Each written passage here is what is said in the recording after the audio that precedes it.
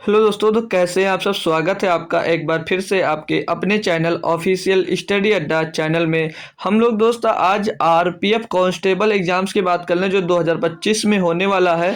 उसके लिए हम लोग दोस्त मैथ्स का बेहतरीन से बेहतरीन जो क्वेश्चंस थे हमने लगभग 50 क्वेश्चन निकाले हैं। लगभग बोला जा रहा है ना, इसमें लिखा भी हुआ आपके लिए पास की टॉप 50 क्वेश्चंस। ठीक है, तो टॉप 50 क्वेश्चंस आपको आज मिलने वाले हैं जो बहुत ही मस्त और बहुत बेहतरीन लेवल के क्वेश्चन है। जिस टाइप का मैंने क्वेश्चन लिया है ज़रूर आपके एग्जाम्स में उस टाइप से क्वेश्चन ज़रूर फंसने वाला है। तो जो भी आरपीएफ कांस्टेबल का एग्जाम्स हाल ही में दोस्तों देने वाला है, उसके लिए ये क्लास बहुत ही बेहतरीन और इम्पोर्टेंट हो सकती है उसके लिए, क्योंकि जो क्वेश्चंस हैं अभी आपको मिलेंगे क्वेश्चन तो आपको पता चलेगा जो लेवल रहता है आरपीएफ कांस्टेबल का उसी लेवल के और उसी में आए हुए क्वेश्चन से ही सारे के सारे मैंने लिए हैं। तो जितने क्वेश्चन बन सकते हैं और जितने क्वेश्चन अब तक बने हैं उस सभी टाइप के हम क्वेश्चन इसमें दोस्त इंक्लूड किए हैं। तो इनको बेहतरीन तरीके से क्लास को देख कर जाइएगा। तो 50 क्वेश्चन हैं, हो सकता है भाई आपकी क्लास 1.5 घंटे तक जा सकती है। तो पूरी क्लास कंटिन्यू सभी लोग कर कर ज़रूर जाइएगा। तो क्लास की बात करें तो पेपर लिखा भी है भाई, यहीं से पेपर आएगा। तो बिल्कुल भाई यहीं से आएगा, जो लिखा है वो बिल्कुल होगा। आने के बाद फिर से चाहे तो देख सकते हैं आप लोग। ठीक है भाई, और मैं बात कर लूँ डेली क्लास की, तो अगर आप लोग आरआरबी एनटीपीसी की तैयारी कर रहे हैं या ग्रुप डी की तैयारी कर रहे हैं और उसके लिए भी मैथ्स पढ़ना चाह रहे हैं तो लाइव रोज शाम हमसे 7 बजे दोस्त जुड़ सकते हो, जिसमें डेली आपको बेहतरीन क्लासेस मिलती हैं शाम को 7 बजे, जिसमें आपको चैप्टर वाइज क्लासेस भी करवाई जा रही हैं और प्रैक्टिस सेट भी करवाया जा रहा है। तो राम शाम को डेली 7 बजे भी जुड़कर आप अपनी मैथ्स को बेहतरीन बना सकते हैं। ठीक है भाई, तो ये क्लास थी जैसे कुछ बच्चे जुड़े हुए हैं उनका आरपीएफ कांस्टेबल का पेपर भी है, तो कहा कि ज़रूर सर इस टाइप का मतलब इसका एक मैराथन ले आइए या क्वेश्चन करवा दीजिएगा। तो मैंने 50 क्वेश्चन निकाले जो काफ़ी इंपॉर्टेंट थे, तो उन्हीं को मैं करवाने वाला हूँ आज। तो उनको भी बेहतरीन तरीके से आप लोग सॉल्व करिएगा और अच्छे से पेपर अपना कर कर आइएगा। अगर इन्हीं पे बेस्ट क्वेश्चन नहीं आए मतलब सेम नहीं आएगा तो बेस्ट इन पर क्वेश्चन ज़रूर आने वाला आपके एग्जाम्स में। ठीक है, तो चलते हैं स्टार्ट करते हैं पहले ही बेहतरीन क्वेश्चन से। तो जो लोग जुड़ गए हो भाई एक बार क्लास को लाइक और शेयर ज़रूर कर दीजिएगा, क्योंकि आप लोगों के ही कहने पर मैं ये क्लास अरेंज कर रहा हूँ, वरना मैं तो एनटीपीसी और ग्रुप डी के लिए चैप्टर वाइज क्लास चला रहा था। ठीक है भाई, तो इस क्लास को लाइक और शेयर सभी बच्चे ज़रूर से ज़रूर कर देंगे, ज़्यादा से ज़्यादा, क्योंकि आज ये स्पेशल क्लास समझ लीजिए आपके लिए दोस्त लगाई गई है। ठीक है भाई, तो आपका भी कुछ हक बनता है कि सर की मेहनत को देखते हुए सर की भी कुछ हेल्प की जाए। ठीक है भाई, तो आप लोग भी ज़रूर क्लास को शेयर कर दीजिएगा। बात करेंगे क्वेश्चन की। पहले क्वेश्चन में कह दिया सारे के सारे बेहतरीन कॉन्सेप्चुअल सब क्वेश्चन में आपको कॉन्सेप्ट सिखाया जाएगा।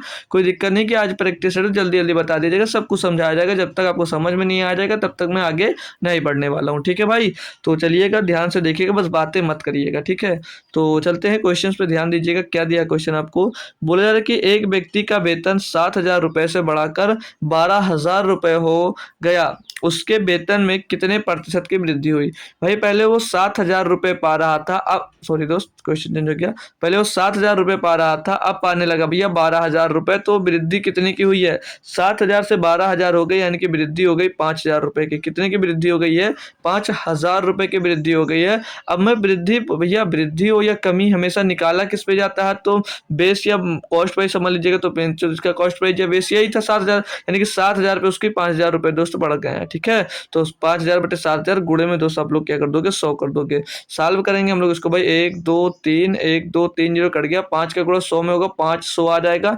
500 बटे में 7, तो 7 7 49 हो जाएगा, बचेगा 1 हो जाएगा 10, 7 का नाम 7 भाई। 71 के टर्म में सिर्फ एक आंसर है, तो 71 सहित 3/7/10% का भैया वृद्धि हो गया। आप लोग आसानी से इस क्वेश्चन को कर सकते थे और यही से ही क्वेश्चन आपको दोस्त देखने को मिलने वाले हैं आपके एग्जाम्स में। ठीक है भाई, तो चलता हूँ मैं नेक्स्ट क्वेश्चन पे। हर टाइप के क्वेश्चन लिए हैं तो मत परेशान होइए कि ये इजी क्वेश्चन है या कठिन कठिन क्वेश्चन है। ठीक है, तो अब लीजिएगा ये क्वेश्चन जैसे कि दिया गया आपको, बोला जा रहा है ए किसी कार्य को 15 दिनों में कर सकता है और बी इसी कार्य को 20 दिनों में कर सकता है। वे दोनों एक साथ मिलकर एक दिन में इस कार्य का कितना भाग कर सकेंगे। बेहतरीन क्वेश्चन है, अच्छे से कर सकते हो। मैं बात करूं अगर ए की, तो जो ए है भैया वो इसी काम को कितने दिनों में बोल रहा है कि 15 दिनों में कर कर सकता है। बात आती है जब बी पे, जो बी है इसी काम को बोला जा रहा है कि 20 दिनों में कर सकते हैं भाई। तो एक दिन में इनकी एक दिन का कार्य की एफिशिएंसी निकालोगे तो भैया इनका पहले एलसीएम लेना पड़ेगा। तो 15 और 20 का एलसीएम हो जाएगा मेरे दोस्त 60, यानी कि 60 हो जाएगा। ठीक है, अब इनका एक दिन का अगर हम लोग वर्क निकालते हैं तो ए एक दिन में 15 चौको 60 काम करेगा, बी एक दिन में 20 या 60 काम करेगा। अब मैं बात करूँ, ये दो आगे बोला ये ना कि वे दोनों एक साथ मिलकर एक दिन में कितना कार्य करेंगे। तो ये एक दिन में 4 काम ए करता है, एक दिन में 3 काम बी करता है, तो दोनों मिलकर एक दिन में कितना काम करेंगे, 7 काम करेंगे। नहीं करेंगे, 7 काम करेंगे जी सर। तो क्वेश्चन में ये पूछा कि दोनों मिलकर पूरे कार्य का कितना भाग करेंगे, तो 60 का भैया 7वां भाग करेंगे, यानी कि 7/60 हो जाएगा।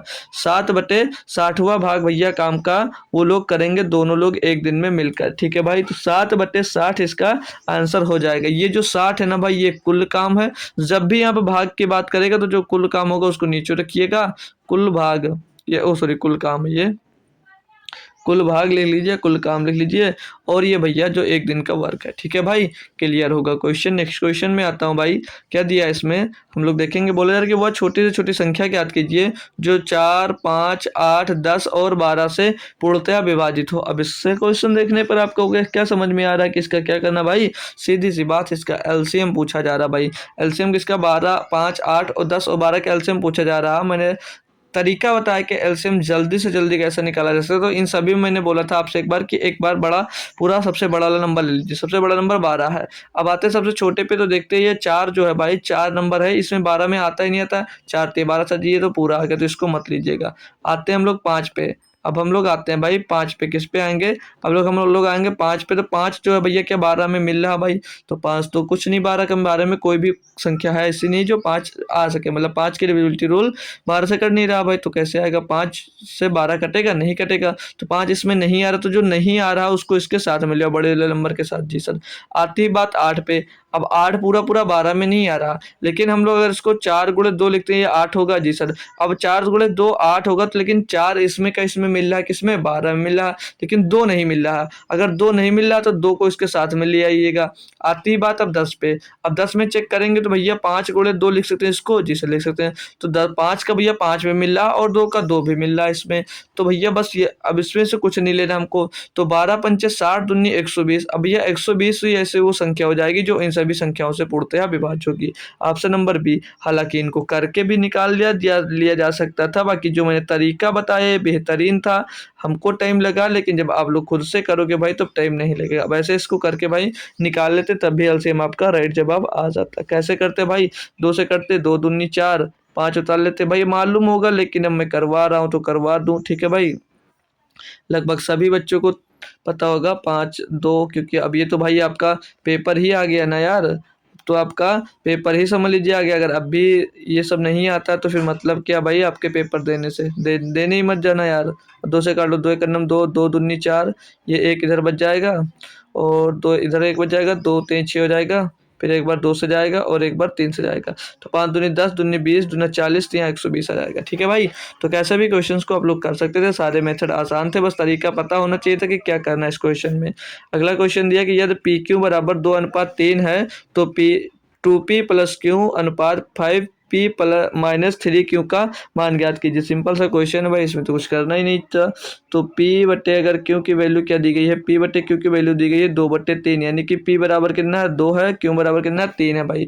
तो 2p यानी कि 2 × 2 रखेंगे, 2 × p यानी कि 2 × p का मान 2 है, प्लस q कितना है भैया 3 है, बटे में क्या भाई 5p, 5 × में 2 - 3q यानी कि 3 × 3 हो जाएगा। ठीक है भाई, क्लियर। जी सर, क्लियर। तो 2 दूनी 4 और 3 7 हो जाएगा, बटे में 5 दूनी 10, 3 त्रिका 9, 10 में से 9 हो जाएगा, बचेगा 1, तो 7:1 इसका सही जवाब दोस्त हो जाता है, जो कि ऑप्शन नंबर ए में दिया गया था बेहतरीन तरीके से। होप करूंगा सभी दोस्त को ये क्वेश्चंस समझ में आ गए होंगे, है ना भाई। इसमें तो कुछ दम ही नहीं था, सभी बच्चे हमारे साथ भी तो हमसे पहले भी कर आंसर हो सकता है, कमेंट कर दिए हो, है ना भाई। अच्छी बात है अगर कर दिया था आपने।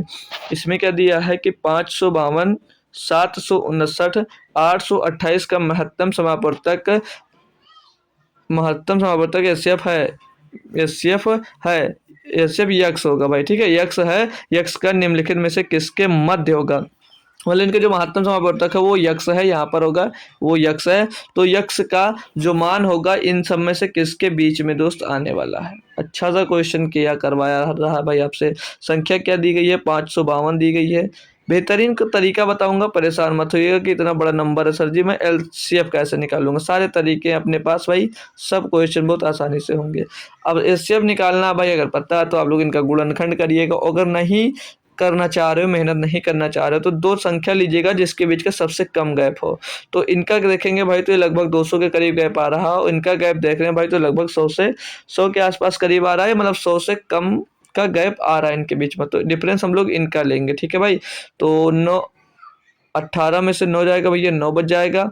इधर के बच्चे का कितना, 11, 11 में 4 जाएगा, बचेगा 7 भैया, इधर 7 बचेगा, 7 में 7 जाएगा 0। कितना आ गया भैया, 69, 79। एक बार फिर से घटा लेंगे ना भाई, लिख कर घटा लेते हैं, है ना भाई, क्योंकि गलती हो गई एक भी तो फिर खेलते रह जाएंगे हम लोग। 828 में से क्या घटाना है, 759 घटाना है, ठीक है। तो 18 में 9 गया, 9 बच जाएगा, इधर 11, 11 में 5 जाएगा, 6 बच जाएगा, इधर 7 में 7 गया, 0 बच जाएगा। तो 69 आया है। अब ये संख्या आप लोग एक बार चेक कर सकते हो कि ये सारी संख्या अगर 69 से कट रही हैं तो समझ लीजिए कि एचसीएफ इनका यही हो जाएगा, और अगर 69 से नहीं कट रही है तो कोई ना कोई 69 का मल्टीपल होगा इनका एचसीएफ, ठीक है भाई।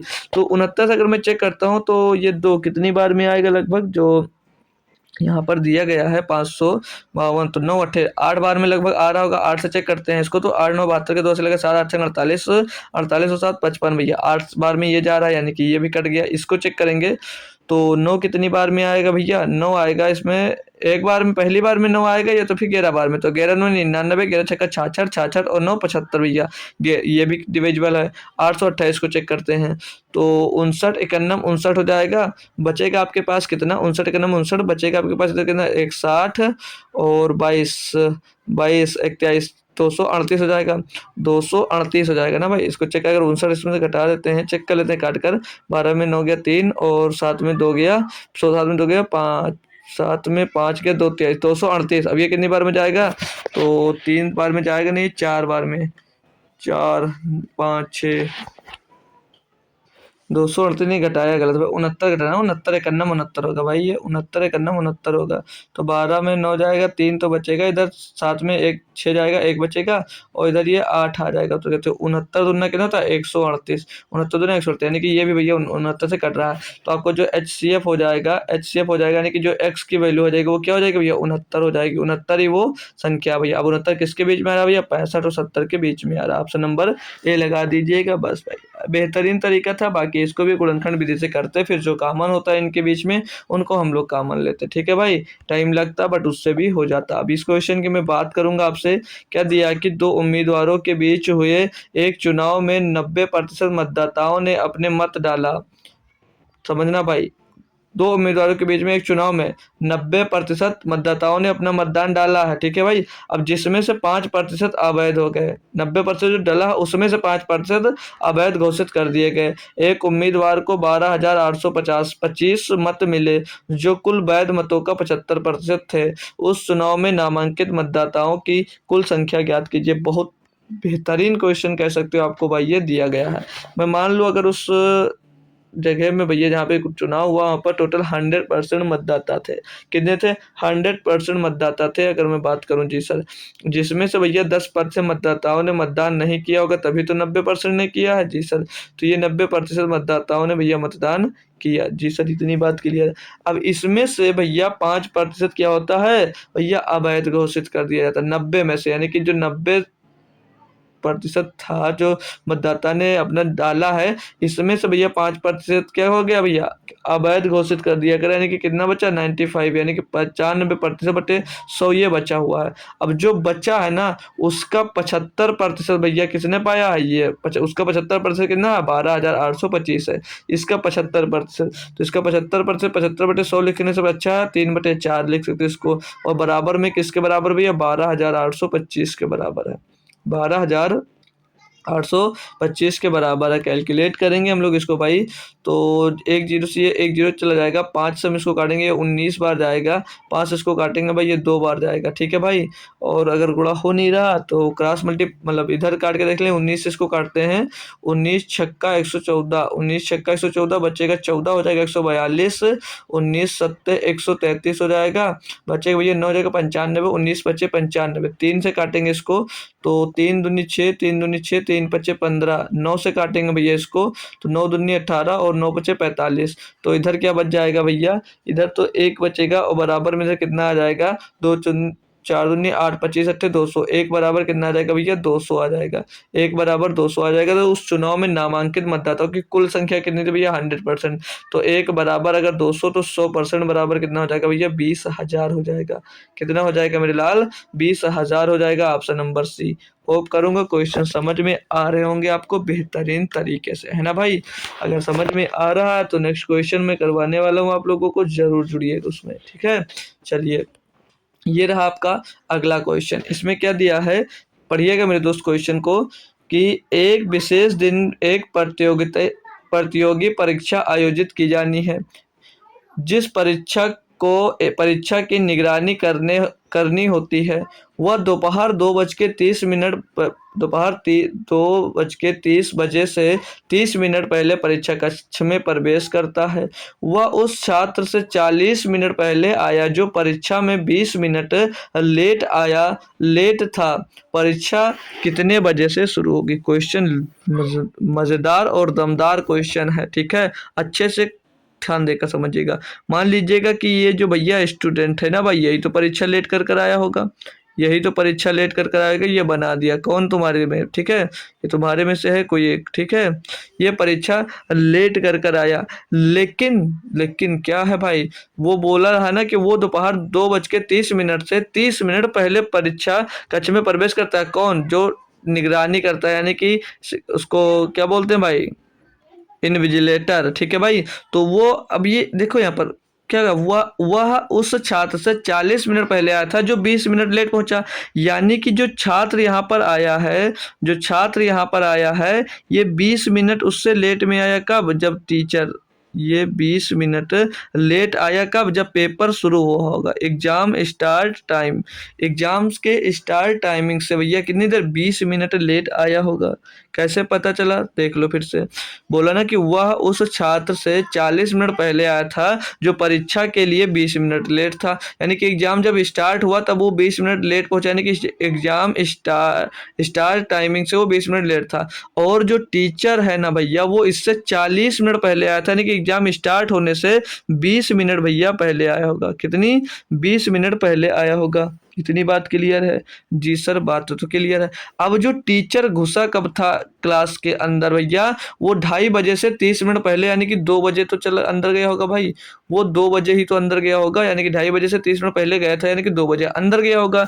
तो पूछा ये है कि परीक्षा कितने बजे शुरू हुई, तो ये तो भैया यहाँ पर ये 2 बजे भैया आ गया था, परीक्षा शुरू हुई है कितने, 20 मिनट बाद, यानी कि 2:20 पे भैया परीक्षा स्टार्ट हुई होगी। तो 2:20 PM पे परीक्षा स्टार्ट हुई होगी। ऑप्शन नंबर बी आपका क्लियरली सही और राइट जवाब हो जाता। होप करूंगा सभी दोस्त को क्वेश्चन समझ में आ गया होगा। अगला क्वेश्चन मैं करवाता हूं आप लोगों को, समझिएगा भैया, कि 5% प्रतिवर्ष चक्रवृद्धि ब्याज दर पर 2 वर्षों के लिए निवेश करने पर एक निश्चित राशि 1543 रुपये 50 पैसे हो जाती है। राशि रुपए में क्या है भाई, राशि रुपए में क्या, जो राशि है भैया उसकी बात कर रहा है। यानी कि धनराशि अगर आप 5% की दर है, 5% की फ्रैक्शन वैल्यू में आपको बता दूं कितनी होती है भैया, 1/20 होती है। कितनी होती है, 1/20 होती है। यानी कि 20 का भैया धन है या मूलधन है आपका, ब्याज 1 लगाकर कितनी हो जाती है, 21 हो जाती है पहली साल में। दूसरी साल में भी 20 से कितनी हो जाएगी, 21 हो जाएगी। अब 2 साल में आपका जो मूलधन कितना रहा, 400 रुपया बन रहा है, और जो चक्रवृद्धि ब्याज आपका बन रहा है 441 रुपये बन रहा है, जो कि किसके बराबर है, वो 15,043 के बराबर है, जो 15,143.50 के दोस्त बराबर है। होप करूंगा समझ में आएगा। 50 लिख सकते हो, 0 से कोई मतलब नहीं। काटा पीटी अगर मैं इसको करवा देता हूँ आपको भैया, मैं किससे करवा दूँ इसको, किससे सॉल्व कर लेते हैं हम लोग भाई, अगर 3 से कट जाएगा ये, 3 से कट जा सकता है भाई, 7 7 से भी कट सकता है, 7 से काट लो। 7 छंग 42 और 7 तरीके 21 63 हो जाएगा। 7 से इसको काटो, 7 दूनी 14, 7 दूनी 14 और यहाँ पर कितना आ जाएगा भैया, 7 दूनी 14 जीरो, 7 पचे 35 आ जाएगा। ठीक है, तो ये 220.5 आ जाएगा। और इसको काटा पीटी किससे कर सकते हैं भैया, 63 से डायरेक्ट तो चलो काटे नहीं ना, 7 से काट लें इसको, 7 से काट लो, 9 7 9 63, 7 से इसको काटेंगे 7 दूनी 14 बचेगा 8 है ना भाई, हो जाएगा 80। तो 7 तो 7 नहीं 80 नहीं होगा भाई, 7 9 63, 7 दूनी 14 बचेगा 6 2 8 हो जाएगा 80। सही तो है भाई 80। 80 को 7 से काटेंगे भाई तो कम क्यों, 7 तरीके 21 हो जाएगा यार, 7 तरीके 21, एक बचेगा 10 हो जाएगा, 7 एक 7 3 बचेगा भैया 35 का, 7 पचे 35 तो 31 पॉइंट कितना रहेगा 5 आ जाएगा भैया। 9 से इसको फिर से काट देंगे हम लोग, 9 तक 27 बचेगा, 4 हो जाएगा 45, तो 9 बचे 45 तो 3.5 आ जाएगा। एक की वैल्यू, एक की वैल्यू 3.5 आ गया। पूछा क्या भैया आपसे कि राशि रुपए में, क्या राशि कितनी थी भैया, 400 रुपए थी। तो 1 बराबर 335, तो 400 बराबर क्या होगा, 400 गुणे 3.5 हो जाएगा। तो 35 चौके कितना होता भैया 140, कितना होता है 140, 1400 आ जाएगा। कितना आ जाएगा भैया 1400 रुपया आप उसकी राशि रही होगी। होप करूंगा सभी लाल एवं लालियों को बेहतरीन तरीके से समझ में दोस्त आ गया होगा। ठीक है भाई, तो नेक्स्ट क्वेश्चन में करवाता हूँ आपको। तो इसमें क्या दिया गया, पढ़ेंगे कि यदि ए बी और सी का औसत वजन 80 किलोग्राम है, ए बी सी का जो औसत वजन है वो 80 किलोग्राम है, यदि ए और बी का औसत वजन 55 किलोग्राम है तो सी का वजन क्या है। भाई देखिएगा, ए और प्लस बी और प्लस सी का जो औसत वजन है वो 80 किलोग्राम है। ये 80 किलोग्राम औसत वजन है। अगर मैं इसका योग निकालूंगा भैया तो 3 से इसमें गुणा कर दूंगा। आगे बोला ए और बी की, ए और बी का जो औसत वजन है वो कितना 55 किलोग्राम है। योग निकाल लूंगा तो 2 से मैं इसमें मल्टीप्लाई कर दूंगा। ठीक है, 2 से मैं मल्टीप्लाई कर दूंगा। अब यहाँ पर हमको क्या निकालना, सी की वैल्यू निकालना भाई, सी की वैल्यू निकालना। तो 8 से 24 240 हो जाएगा, 55 दूना 110 हो जाएगा, घटाएंगे 0 3 1 भैया 130 रुपये आ जाएगा।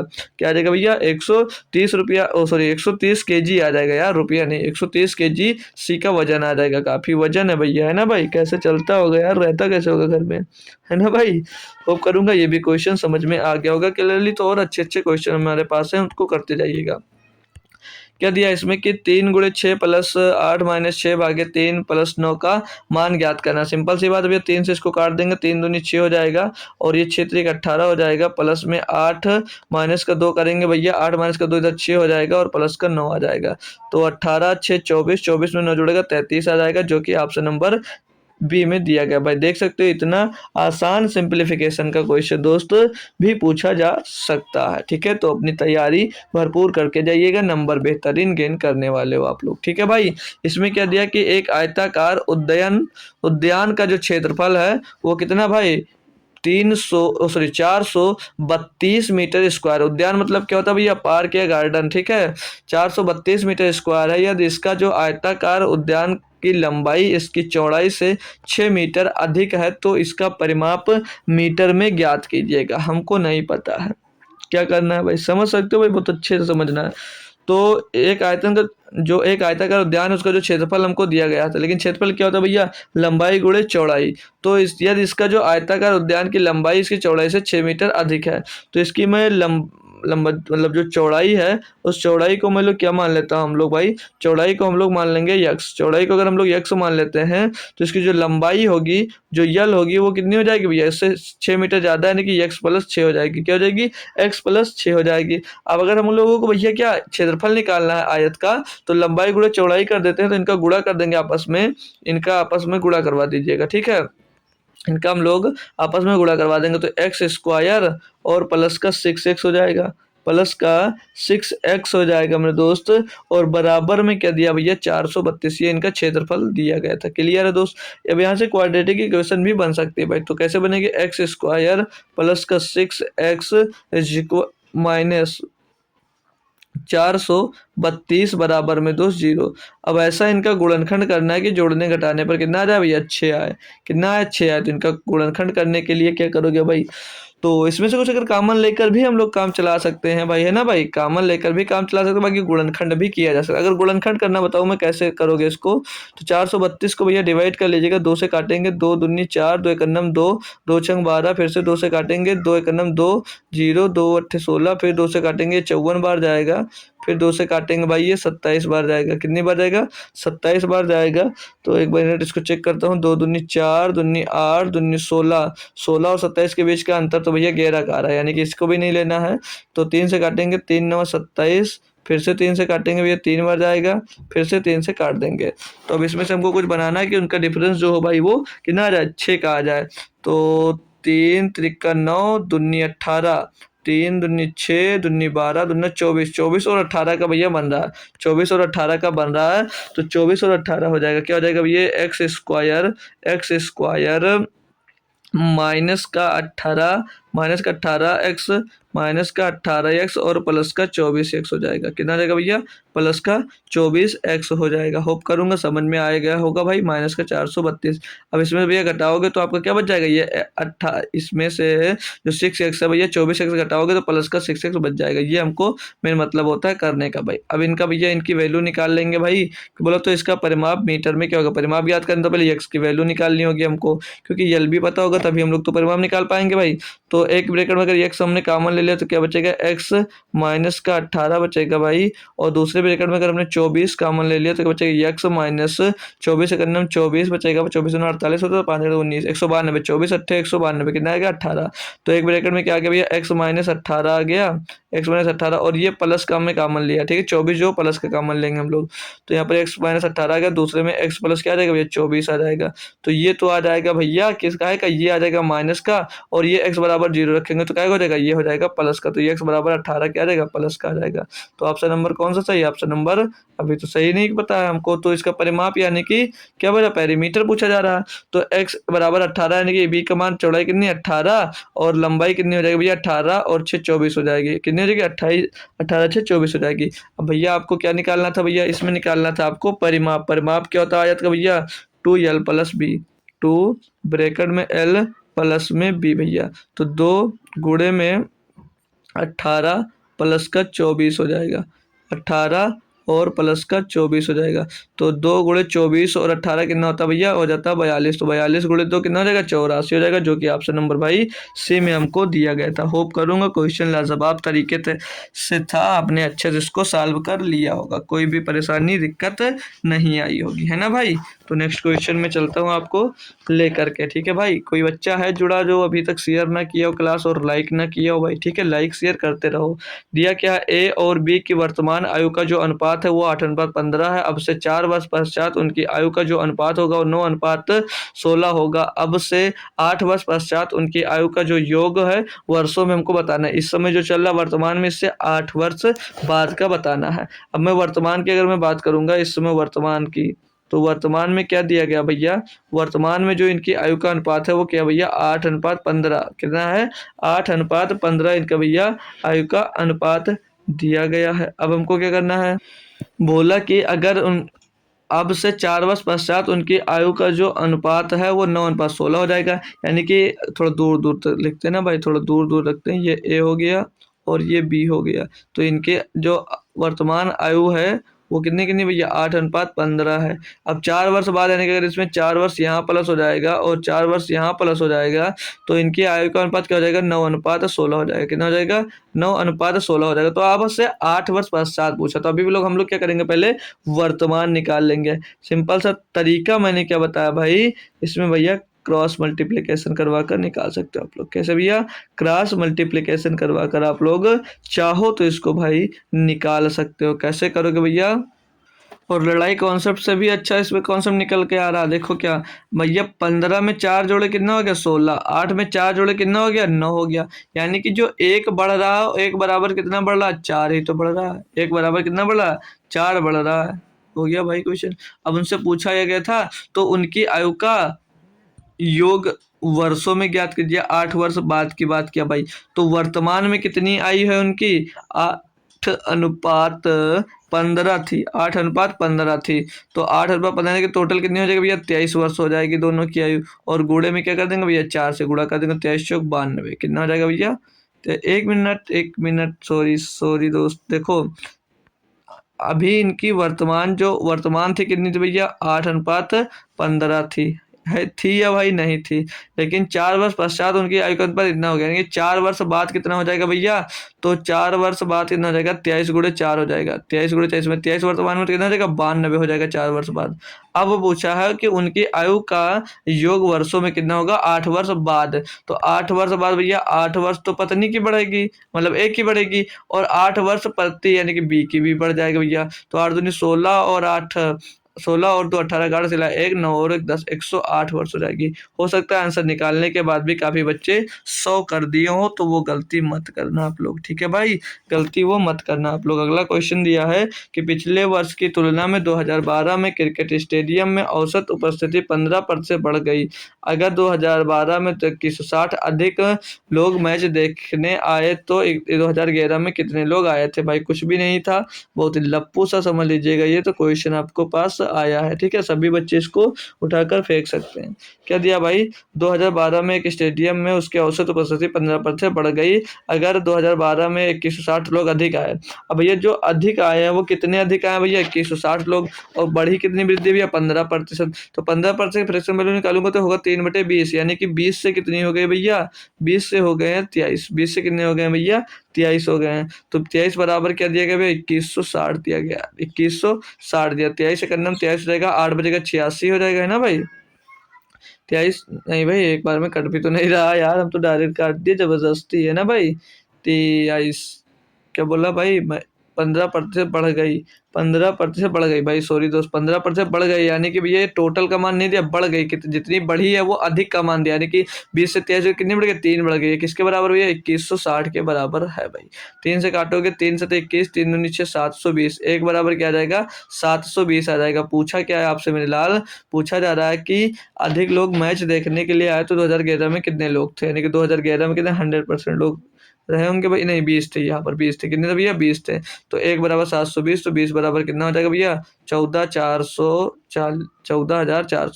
14,000 भैया कितना रहेगा? 14,400 जाएगा, जो कि ऑप्शन नंबर ए में है, ठीक है भाई? ये था भैया पहले का, और ये है भैया बाद का, ठीक है भाई? समझ गए होंगे आप लोग, होप कर सकता हूँ। लिखना चाहो तो इसको लिख लीजिएगा 2011, और इसको लिख लीजिएगा 2012 की बात कर रहे हैं, ठीक है भाई? समझ गए अच्छे से? अच्छा लगा क्वेश्चन? तो आइए अगला करवाता हूँ मैं, ठीक है? इसमें क्या दिया आपको भाई? बोल रहा है कि एक ट्रेन की जो चाल है वो 80 किलोमीटर प्रति घंटे है। सुबह 10:20 से दोपहर 1:50 बजे तक इसके द्वारा तय की गई दूरी कितनी होगी भाई? अब तो करना पड़ेगा ना भाई। अच्छा क्वेश्चन मिल गया भाई, अच्छा क्वेश्चन है, कर सकते हो आप लोग, क्योंकि टफ तो है नहीं भाई। अब इसमें डिस्टेंस बराबर क्या होता है? दूरी बराबर क्या होता है? चाल गुणे समय। दूरी बराबर क्या होता है? चाल गुणे समय। तो डिस्टेंस बराबर क्या भैया? चाल तो पता 80 किलोमीटर प्रति घंटा है। क्या भैया? 80 किलोमीटर प्रति घंटा है, तो इसको चेंज करना नहीं पड़ेगा। अब समय कितना लग रहा है भैया? 10:20 से स्टार्ट किया और दोपहर के भैया कितने? 1:50 तक भैया गए हो। अब देखो यहाँ पर मिनट में आंसर मत, मतलब वैल्यूज पुट मत कर देना, क्योंकि जो दिया है सारी बात किलोमीटर प्रति घंटे में की जा रही है, और ये भी भैया किलोमीटर प्रति घंटे में ही है भाई, ठीक है? तो इनका ध्यान रखा जाएगा। अब हम लोग देखेंगे भैया, अब हम लोग देखेंगे कि कितना समय लगा था उसका, क्योंकि दूरी बराबर क्या होता है भैया? दूरी बराबर होता है चाल गुणे समय। दूरी की मतलब वही ट्रेन की लेंथ निकालनी भैया। तो length of train equal to क्या हो जाएगा भैया? दूरी गुणे चाल गुणे समय। तो चाल ये हो गया 80 किलोमीटर प्रति घंटा, समय कितना लगेगा? 10 से 1 यानी कि 13:50 हो जाएगा ये, और माइनस क्या कर देना है इसमें से? 10.2, 10.20 करना, तो 0.333 3.5 घंटा, 3.5 घंटे का भैया अंतर आएगा। तो 3.5 घंटे को हम लोग 7/2 घंटे इसको लिख सकते हैं भाई, ठीक है? घंटे में ये चेंज हो गया। काटा पीटी मचा देते हैं भाई हम लोग, इसको 2 से काटेंगे, 40 बार जाएगा, 40 का गुणा 7 में करेंगे तो लेंथ ऑफ ट्रेन कितनी निकल आएगी? 4×7 = 280 किलोमीटर।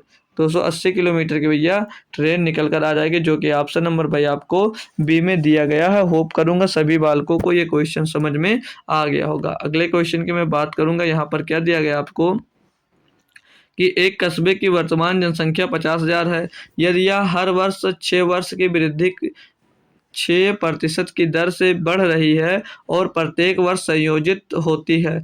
2 वर्ष के पश्चात कस्बे की जनसंख्या क्या होगी भाई? बहुत सिंपल सी बात है भाई, ठीक है, बहुत ही सिंपल सी बात है भाई। 50,000 जनसंख्या है दोस्त। याद दिया हर वर्ष 6% की दर से बढ़ रही है तो और प्रत्येक वर्ष संयोजित होती है, तो 2 वर्षों के बाद कितनी होगी? 2 वर्ष के बाद 106/100 होगा। कितना होगा? 100/100 हो जाएगा भैया। और दूसरे साल की बात किया तो 106/100 यहाँ पर भी हो जाएगा। काटा पेटी करेंगे और क्वेश्चन को लेंगे। 4 जीरो से ये 4 जीरो कट जाएंगे आपके, ठीक है भाई। तो 106 पंचे हो जाएगा 530 और गुणे में हो जाएगा फिर से भैया 106। कितना हो जाएगा? 106 हो जाएगा। तो इसको करना है भैया सॉल्व, तो भी तो हो पाएगा भाई, क्यों गलत तो आ नहीं रहा होगा। जी से नहीं आ रहा तो पहले अगर हम 100 से करते हैं तो ये हो जाएगा 5300। 100 से करते हैं इसको तो ये हो जाएगा 53,000 हो जाएगा। कितना हो जाएगा? 53,000। 6 से गुणा करते हैं 600, 6 3 18 गया 8, सिलाया 1 और 6 पंचे 30, 30 और 1 31 आ जाएगा, ठीक है। कर लो इसको सॉल्व। 0 8 1 6 5 5 5000 नहीं 56,180। 56,180 ऑप्शन नंबर भैया डी में दिया गया है। ऑप्शन नंबर भाई डी में दिया गया। होप करूंगा सभी बच्चों को मेरा पढ़ाया हुआ क्वेश्चन समझ में आ रहा होगा। 16 नंबर की मैं बात करूंगा और क्लियरली दिख रही होगी। कोई भी बच्चा ये मत कमेंट कर देना कि दिख नहीं रही है, ठीक है, नहीं तो बहुत कूटे जाओगे। दिया क्या है? किसी संख्या को पूर्ण संख्या बनाने के लिए इसमें से क्या घटाना जाना चाहिए था, ठीक है भाई। क्या घटाना जाना चाहिए ये आपसे पूछा जा रहा है भाई, तो क्या करना चाहिए बोलो? बहुत सिंपल है। क्या? जोड़ लो इनको भैया। देखो जो अलग अलग है इनको अलग ले लो, जो अलग अलग है भाई अपने फैमिली से उनको अलग। जैसे 3 अलग है, ये अलग है, इनको अलग ले लिया हमने। इनको अलग ले लेंगे तो 4 और 3 7 हो जाएगा। कितना हो जाएगा? 4 और 3 7 हो जाएगा जी सर। प्लस यहाँ पर कितना बचेगा? 1/7 बचेगा और बचेगा प्लस का 3/7। कितना बच रहा है भैया? 3/7 बच रहा है। कितना बच रहा है? 3 बटे भैया यहाँ पर 7 बच रहा है, तो इसको जोड़ भी लेंगे। 3 और 1 4/7 डायरेक्ट लिख सकते हैं हम लोग भाई। डायरेक्ट 4/7 लिख सकते हैं क्योंकि हर जो है इनका भैया बराबर दिया गया। प्लस में पीछे क्या? 7/6, तो एक सही 7/6 हम लोग इसको लिख सकते हैं भाई। अब एक जो है ना भाई, जो एक है ना भाई वो आकर साथ में फिर से ऐड हो जाएगा। 7 और 1 8 हो जाएगा, प्लस का 4/7 हो जाएगा और प्लस का 7/6 हो जाएगा। तो 7 से ये 7 कट जाएगा, 2 से काटोगे 2 बार जाएगा, 2 से काटोगे 3 बार जाएगा। तो 8 प्लस 2/3, 8 प्लस 2/3 आएगा, तो 8 से 24, तो 26/2, 26/2 यानी कि भैया 13 आ जाएगा। वाह यार, ये तो भैया कुछ तो हमसे गड़बड़ी हो गई। ओ सॉरी, पूरा सॉल्व नहीं करना था यार। वो तो बोला था कि इसमें से क्या घटाना जाना चाहिए, है ना भाई। पूछ रहा है क्या घटाना जाना चाहिए, तो इनको हटाओ हटाओ, काटना पीटना नहीं है, काटना पीटना नहीं है। हम तो अच्छे से सॉल्व करवाने में ही लग गए भाई, हम तो अच्छे से सॉल्व करवाने में लग गए। इसको सॉल्व करेंगे भाई, कितना आ जाएगा? इसमें से एक हम इधर कॉमन ले लेते हैं। यहाँ पर बचेगा 1/6, ठीक है। अब यहाँ पर हम लोग जब 4 7 प्लस 4/7 हुआ तो क्या हो जाएगा? 6 का नाम 6, 7/6 होगा, तो उसका गुणा कर ले। इसका एक जो है भैया यहाँ पर आकर 8 बना देगा यार, बार बार भूल जा रहा हूँ। इस 7 में ये 1 जाकर जुड़ जाएगा, तो कितना हो जाएगा? 7 और 1 8 हो जाएगा, ठीक है। प्लस का 4/7 होगा और प्लस का 6 का नाम 6 और 6 और 7/6 आ जाएगा। कितना आ जाएगा भैया? ये 7/6 यहाँ से मिल जाएगा। ये तो ओ सॉरी यार, एक जब यहाँ से हमने ले ही लिया तो यहाँ पर क्या बचेगा? 1/6 मिलेगा। अब इसको सॉल्व करेंगे अपन लोग, अगर हम लोग इसको सॉल्व करेंगे भाई, तो ये क्या आ जाएगा? 8 प्लस का 6 चौको 24 और 7 का नाम 7 24 और 7 कितना रहेगा? 31 और 6 7 42। तो 8 प्लस 31/42 होगा। अब इसमें बोला कि किसी संख्या को पूर्ण संख्या बनाने के लिए इतने इतने में से क्या घटाना जाना चाहिए भाई। तो बस यही 31/4 घटा दो, पूर्ण वर्ग संख्या बन जाएंगे, होल नंबर बन जाएंगे। तो ऑप्शन नंबर कितना रहेगा? ऑप्शन नंबर आ जाएगा B. Option number B clearly दोस्त सही और राइट जवाब आपका हो जाता। होप करूंगा क्वेश्चन सारे के सारे क्लियरली समझ में दोस्त आपको आ रहे होंगे, है ना भाई।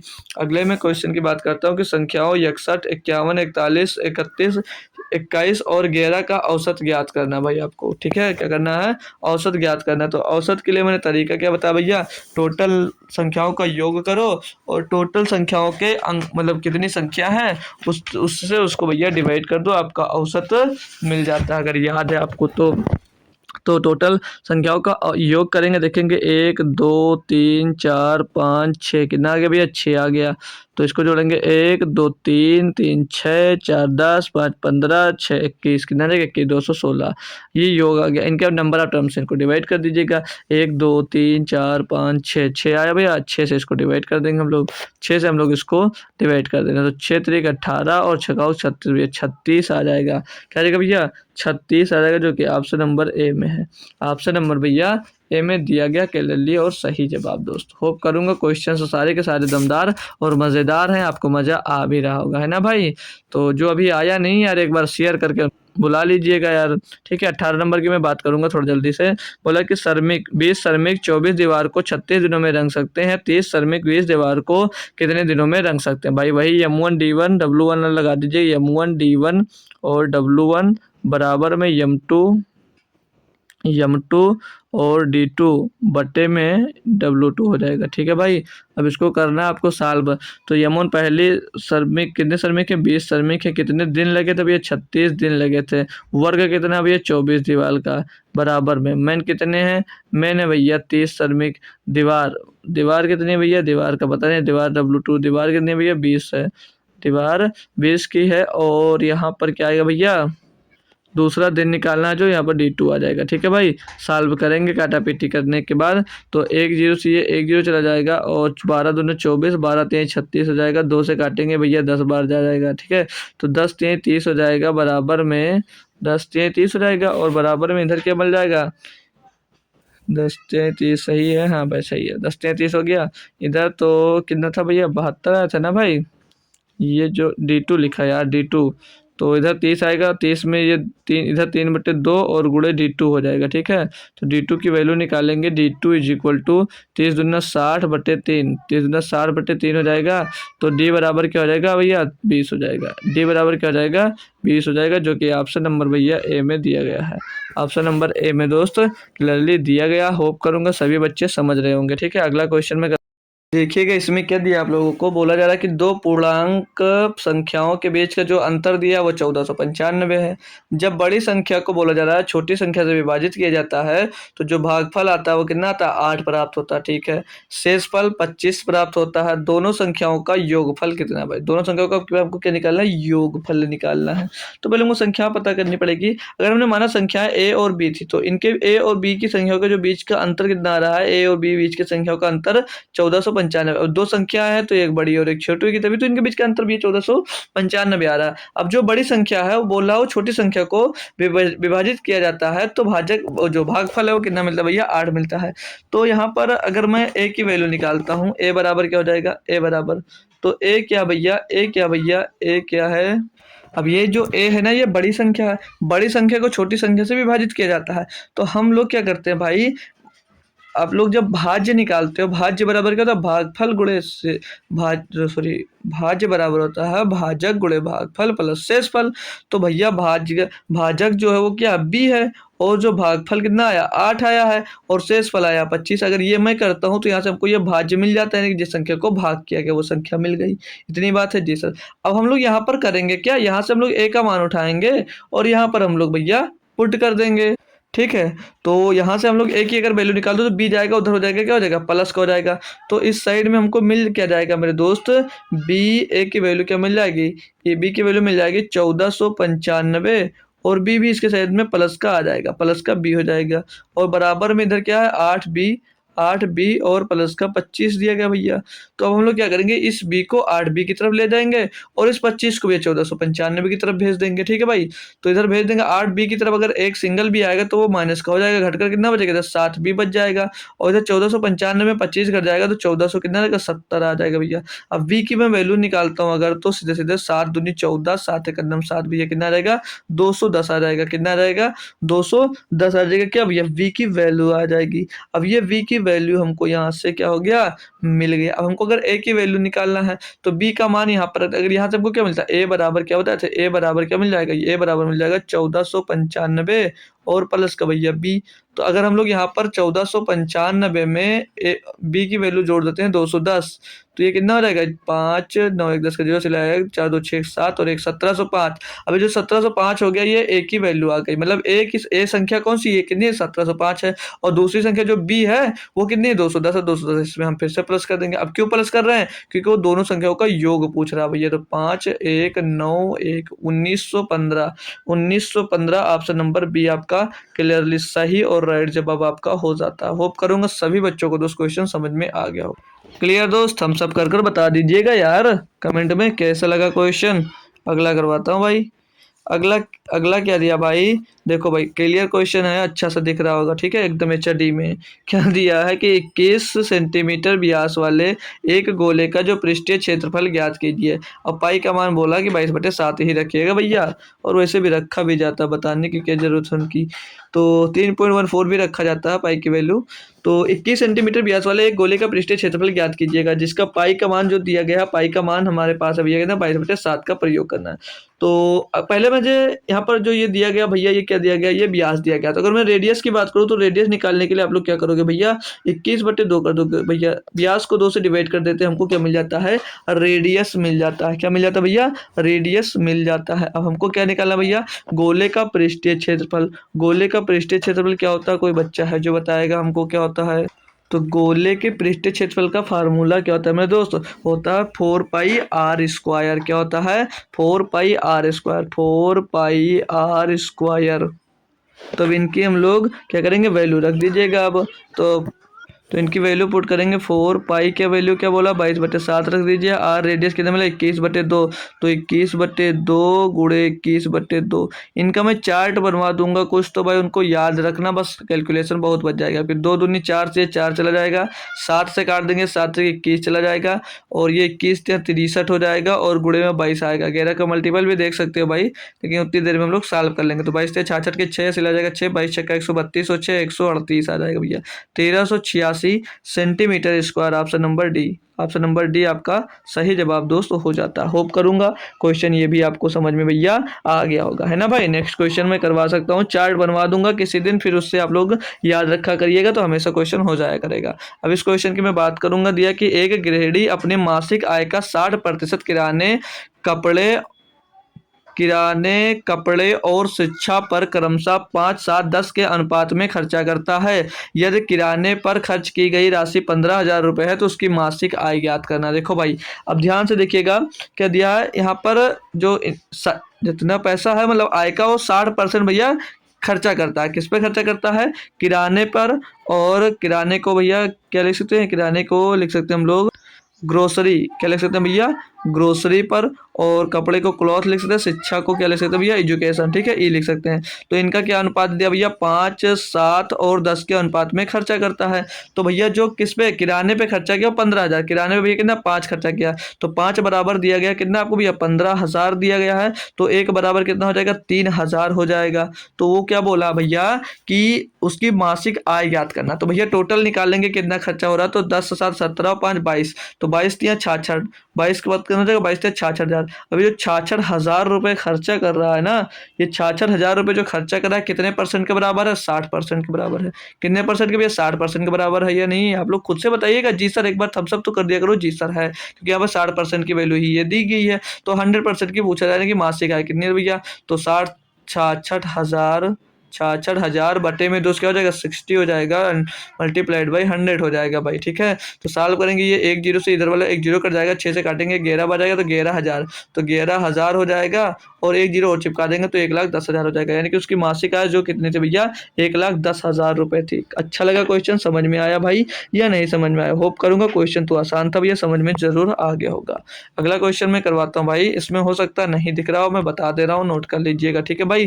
क्या दिया है कि 5.4 का क्यूब है माइनस 0.064 दिया गया है, बटे में दिया गया है, ब्रेक लिख देता हूँ एक बार जल्दी से, ठीक है भाई, जल्दी से हम लोग भाई लिख देते हैं। तो 5.4 दिया गया है, इसका क्यूब है भाई, और माइनस में 0.064 दिया गया भाई, ठीक है भाई, ठीक है जी सर।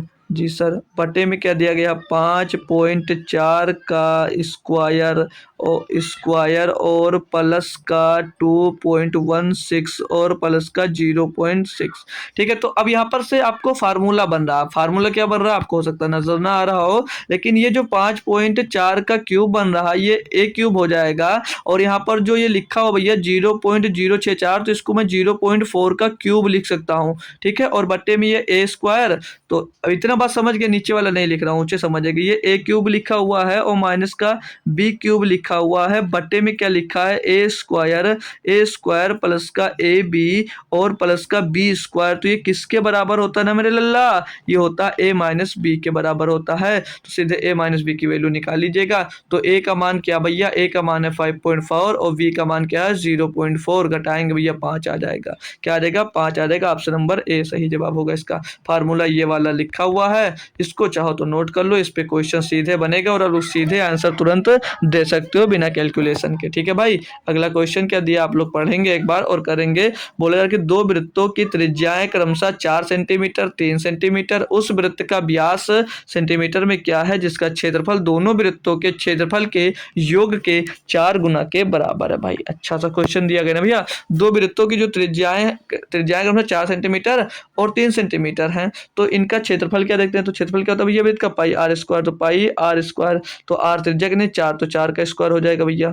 और दूसरे के भैया कितना है, दूसरे वृत्त के भैया 3 सेंटीमीटर, तो पाई आर स्क्वायर यानी कि 3 का स्क्वायर हो जाएगा।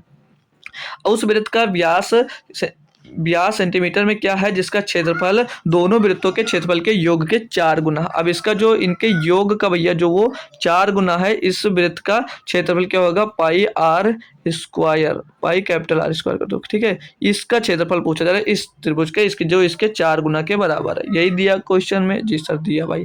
फिर से पढ़ लेंगे। दो वृत्तों की त्रिज्याएं 4 सेंटीमीटर और 3 सेंटीमीटर है, उस वृत्त का व्यास सेंटीमीटर में क्या है जिसका क्षेत्रफल दोनों वृत्तों के क्षेत्रफलों के योग के 4 गुना के बराबर। तो भैया 4 गुना के ये बराबर कर दिया हमने। अब अगर हम लोग इसको सॉल्व करते हैं भाई, तो यहाँ पर देख रहे हो पाई कॉमन लेकर भैया दोनों में कट जाएगा। इधर बचेगा 4 और अंदर के बचेगा 4 16, तो इंद्र करना तो 16 नो क्या हो जाएगा भैया 25 हो जाएगा। और बराबर में इधर आर स्क्वायर दिया गया है, तो आर बराबर क्या हो जाएगा 25 चौको 100 हो जाएगा, तो रूट लग जाएगा आर स्क्वायर हटेगा। तो आर बराबर क्या आ जाएगा भैया 10%। और रेट क्या आ गया 10%।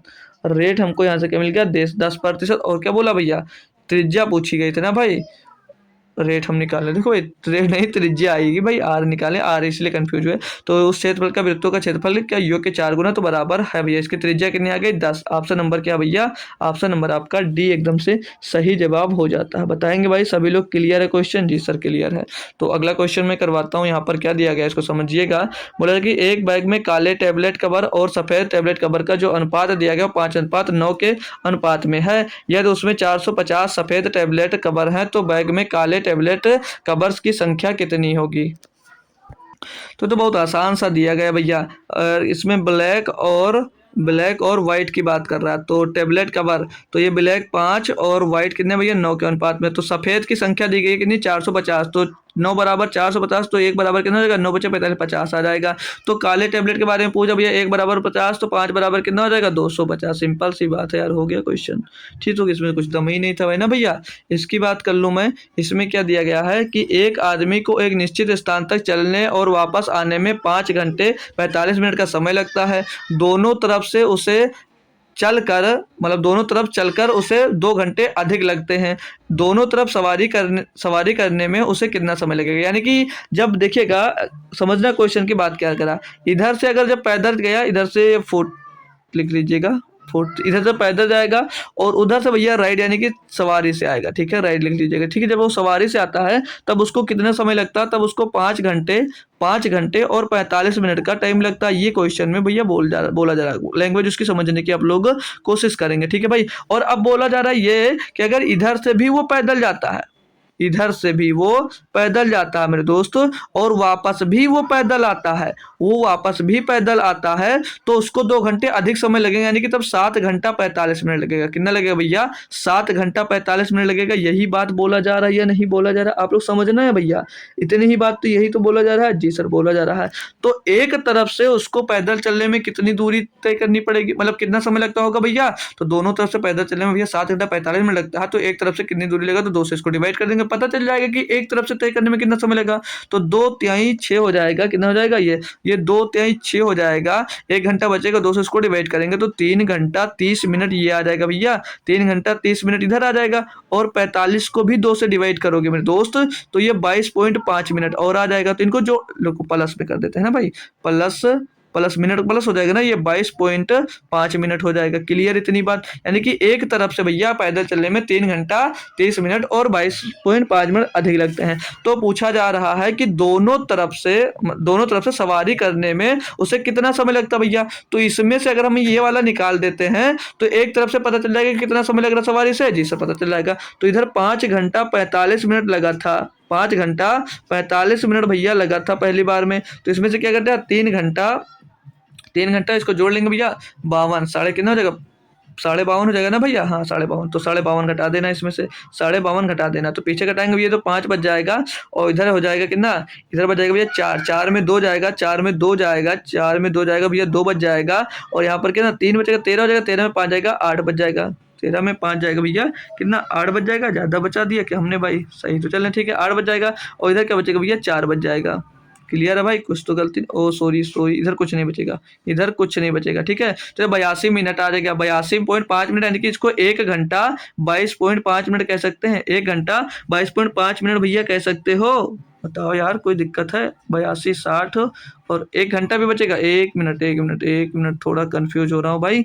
इधर हंस लिया भैया, एक इधर आया पॉइंट किधर, तो 1 में से 5 गया 5 बचा, 4 में से 2 गया 2 बचा, यहाँ पर 1 बचा, इधर से हंस लिया हो गया 13, 13 में से 5 जाएगा, बच जाएगा भैया आपके पास 8 बच जाएगा।